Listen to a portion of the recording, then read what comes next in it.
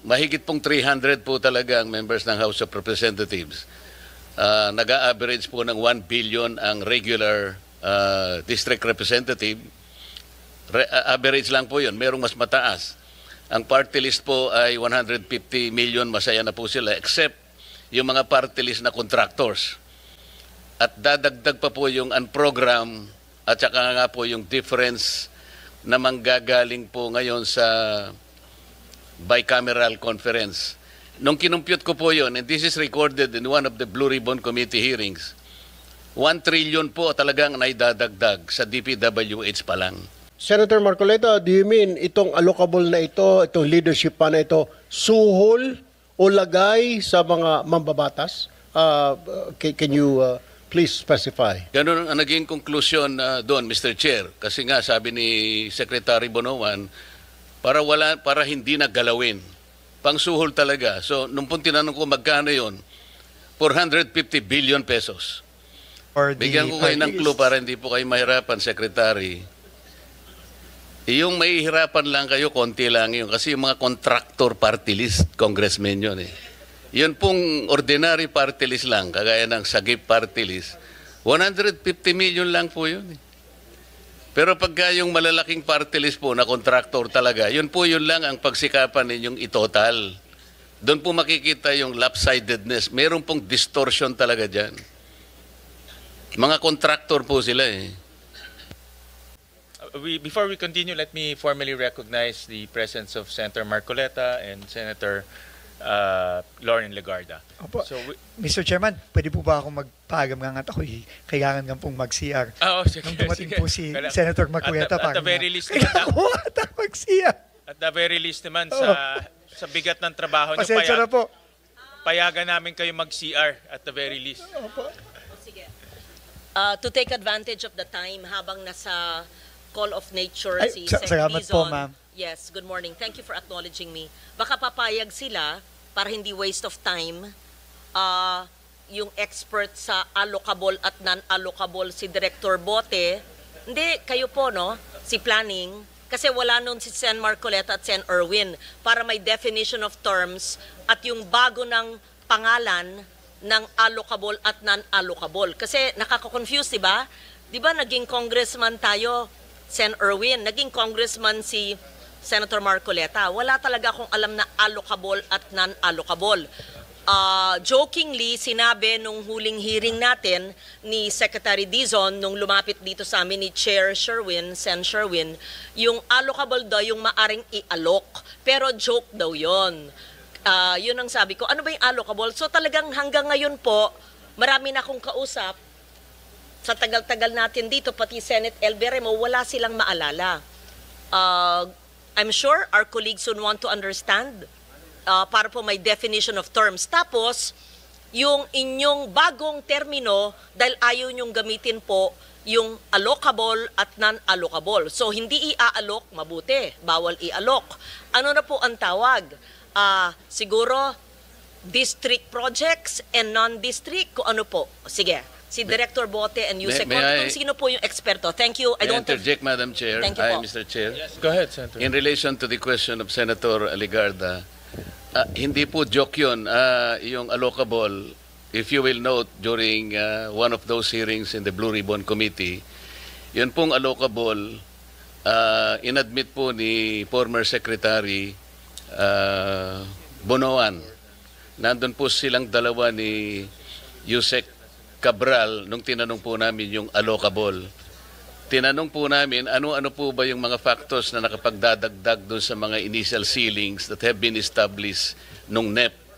So sinabi po nila yung allocable funding, yan daw po ay talagang inahanda nila, particularly in the House of Representatives kasi sila yung mayroong power of the purse para hindi na molestyahin, well, pardon for the using the word, para hindi na istorbohin yung mga nakalatag sa NEP, talagang provision po yun na talagang pambibigay dun sa mga members ng House. Inadmit niya po yun. Mahigit pong 300 po talaga ang members ng House of Representatives. Nag-a-average po ng 1 billion ang regular district representative. Average lang po yun. Merong mas mataas. Ang party list po ay 150 million. Masaya na po sila. Except yung mga party list na contractors. At pagkatapos po ng allocable, Mr. Chair, meron pang leadership funding.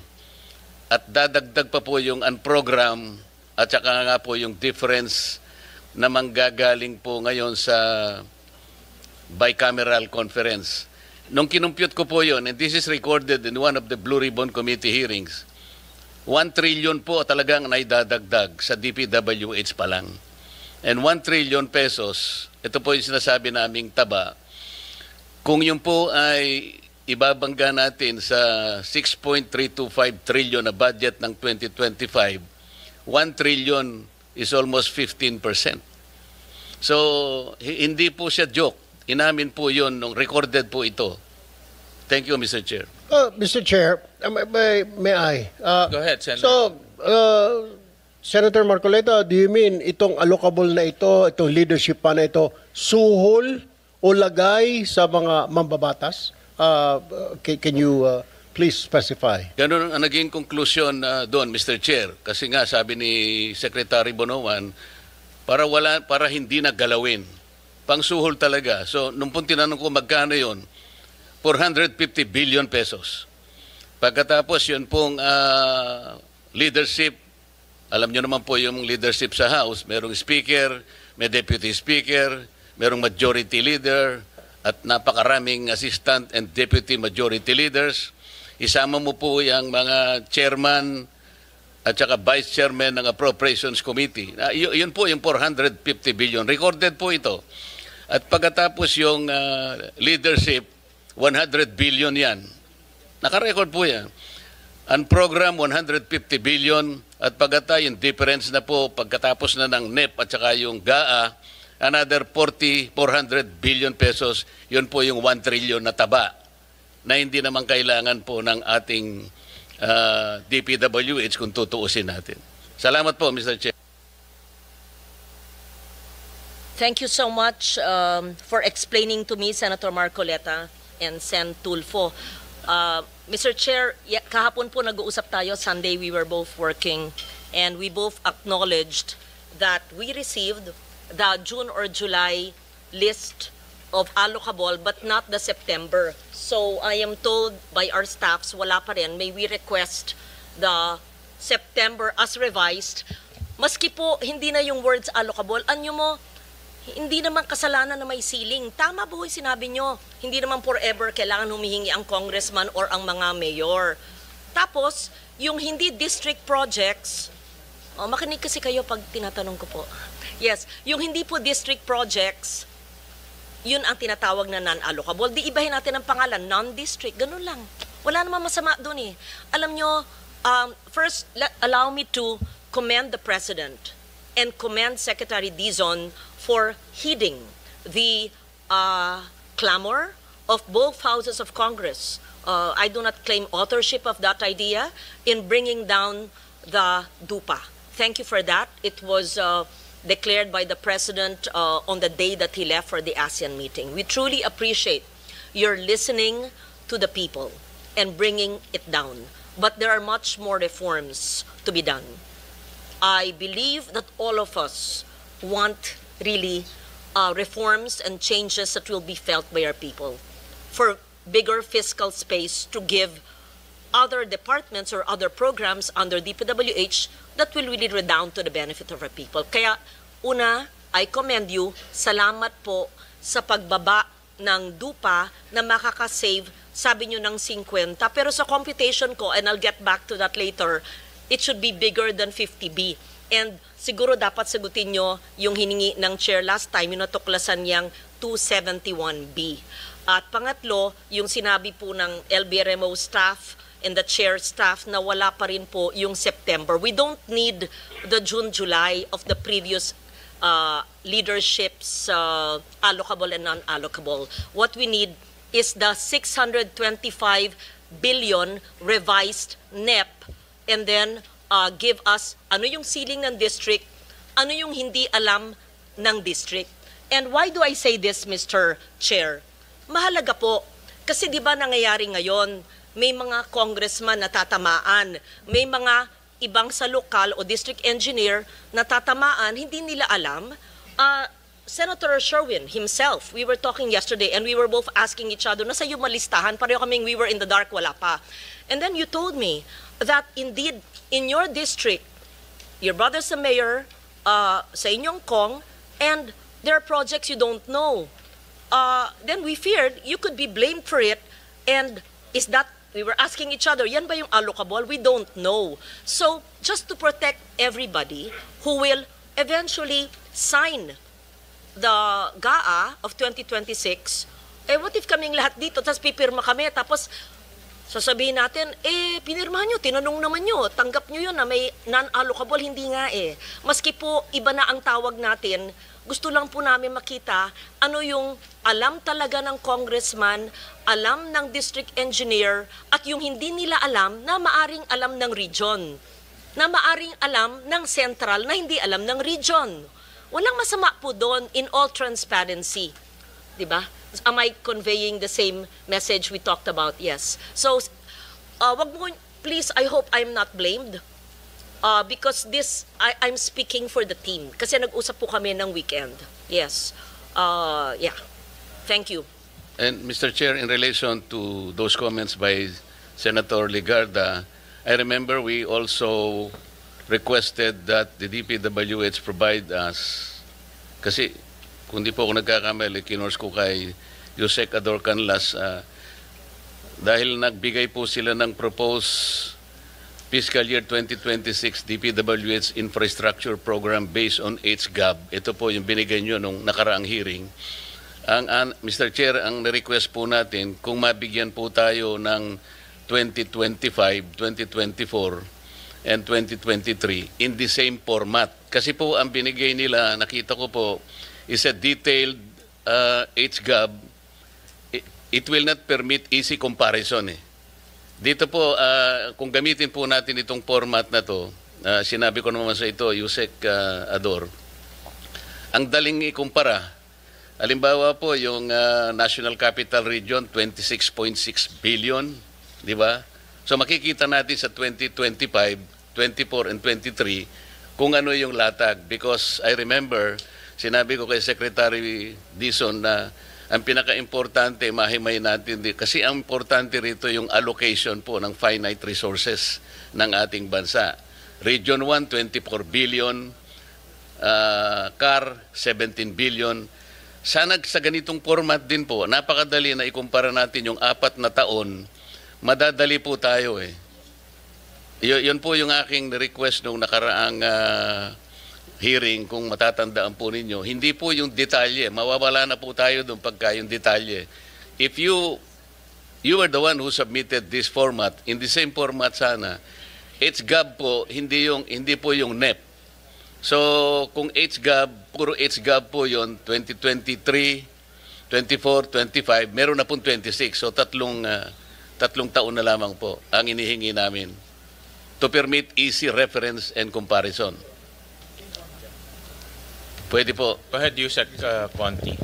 Thank you, Mr. Chairman. With the kind permission of the Secretary, I would like to address first the manifestation and comment of Senator Lauren. Ma'am, tama po kayo at nagpapasalamat po kami sa inyong pag-promote and transparency, accountability, and fiscal discipline dito po sa ating budget process. And I'm conferring with Director Bote. Tomorrow morning, we will be submitting as requested, Mr. Chairman, yung pong hinihingi nyo na allocation per district, kasama na po yung allocation in totality per region so that the committee will be properly guided po based po doon sa request po ni Senator Lauren. Yusek, i-ano lang po namin, i-stress lang namin, based on HGAB. Yan, apo. And number 2, yung request po ni Senator Marcoleta, we will be furnishing you with the 2023, 2024, and 2025 HGAB following the format submitted, Yes, similar sir. to 2026. Yes, sir, Mr. Chair. Chairman. Kasi po itong binigay nyo based on GAA kaya medyo hindi comparative. At Yusek Ador, nasabi ko rin sa iyo na pwedeng isama rin yung sa party list. Kasi dito po sa sinabit ninyo itong 2026 based on HGAB, walang party list dito Bakit ko po ini-insist yun? Meron pong party list kasi na contractor congressman. Alam na po ninyo siguro kung sino yung sinasabi ko. Yung pong ordinary party list, masaya na siya sa 150 million allocable. Pero po yung contractor party list, iba po yun. Kaya gusto po naming makita, this is still in relation to the truthful allocation. Dito po nagkakaroon ng problema. Pwede po ba yun? Isasama po natin ang party list. Dito po sa HGov po ninyo, 2026, wala pang party list. At tama po Mr. Chairman, because the party list wala ko siyang distrito will try to extract as Opo, much as possible. wala kami gano'n kasi Kung ano lang po available. nationwide po kami. Pero Yes, makukuha nyo kung ilan po yung na-allocate per party list. Tama po.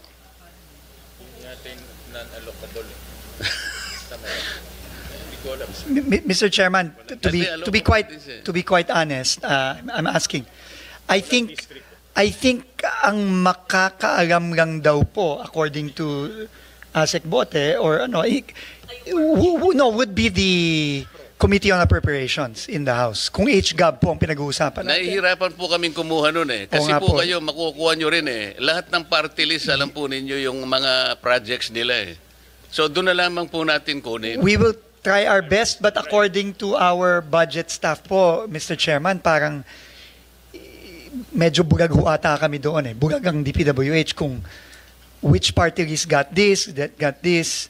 Kasi nga ho, there's no district eh. Kasi po kami naniniwala, mas authentic yung makukuha nyo kasi kayo yung nakakaalam ng mga We projects will try nila. our best. Mr. Chairman, we will try our best po. But right now po, parang... yeah. We will try our best, Mr. Chairman. But I'm being told now that it's very difficult, close to impossible to extract which district, which projects and saan yung inallocate for the Bigyan ko kayo ng party clue list. para hindi po kayo mahirapan, Secretary. Yung mahihirapan lang kayo, konti lang yun. Kasi yung mga contractor party list, congressmen yun eh. Yun pong ordinary party list lang, kagaya ng Sagip party list, 150 million lang po yun eh. Pero pagka yung malalaking party list po na contractor talaga, yun lang ang pagsikapan ninyong itotal. Doon po makikita yung lopsidedness. Meron pong distortion talaga dyan.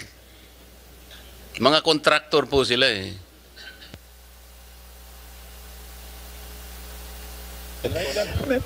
Mr. Chairman, we will also write the Committee on Appropriations and seek their assistance also kung paano po ang kung maibibigay nila sa amin yung detalyeng yun. But as of now, I don't think we have that information. Meaning we cannot extract from the HGov specifically kung which line items, which projects were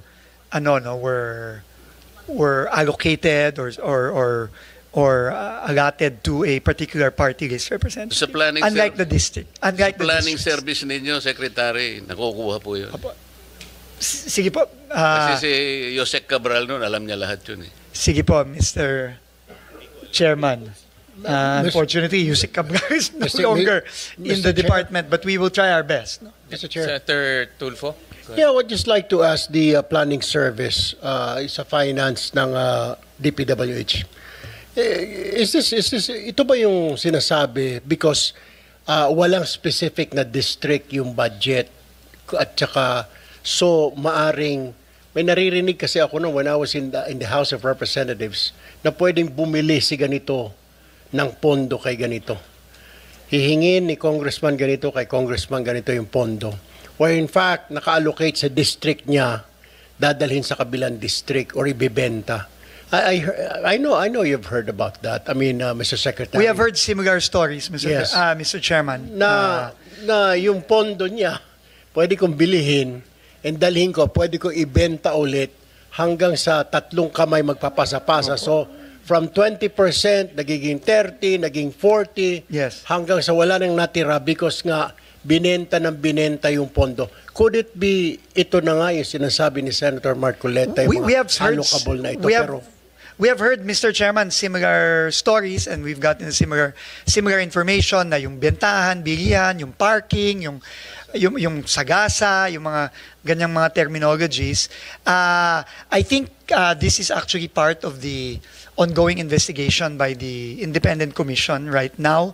And we have been asked to submit documentation as well for this. But as to kung itong mga sa party list ay kasama dito, well, it's possible po na kasama yan. Although, like I said po, mukhang hirap kaming at least sa department na i-identify kung magkano yung mga yan, saan yan, kanino ginagay.